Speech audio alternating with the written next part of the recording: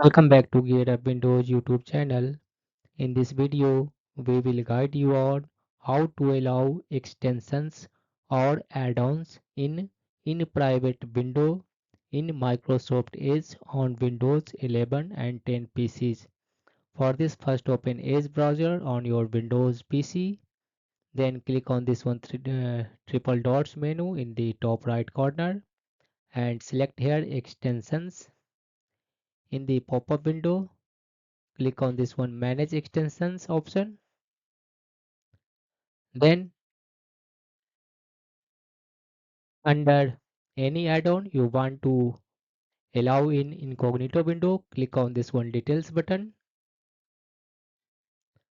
Then you will find the option allow in private.